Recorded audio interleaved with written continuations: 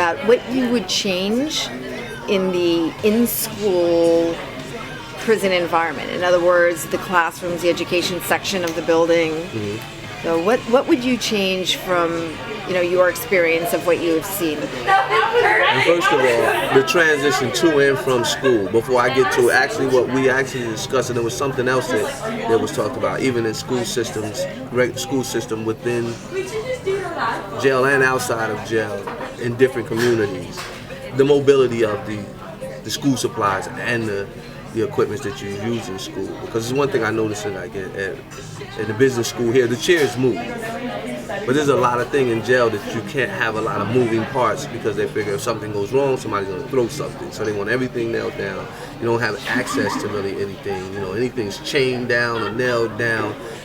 First of all, if there's an environment with that, you definitely want to take that out of the environment, because just seeing a chain is a response to a chain. The chain automatically sends a message to you, and you automatically respond to the message. Don't touch this, don't move this, don't go into this, whatever it is, there's a stimulus and a response going on there.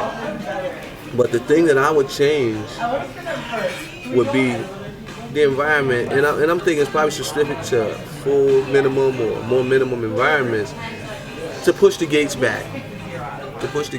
So you're not so confined when you're walking in, because I used to walk from the main building to the down under, which was a great walk because we were outside. You could feel the air, you could feel the night, and you could actually carry this moment from school back to the unit with you.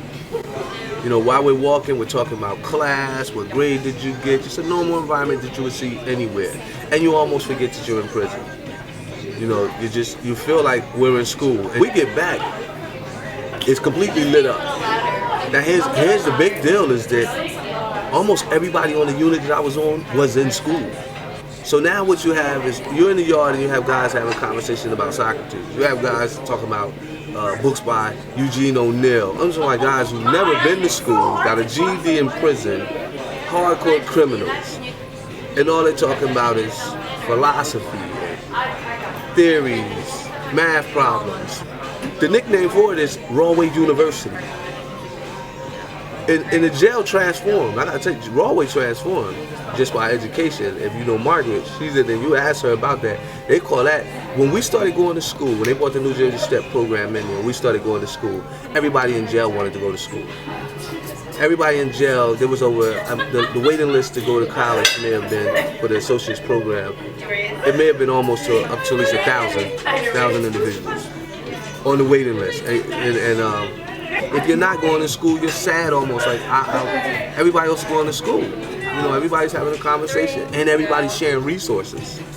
Do you have this book? Do you have that book? I need a quote from something. I need to cite something. And when people are talking about things in their projects, like, I got a book for you. I got this for you. And now what they're moving, opposed to moving to moving around drugs around the prison, they're moving books around.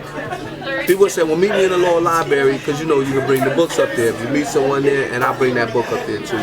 And books are moving around the prison, and this is what people are into now.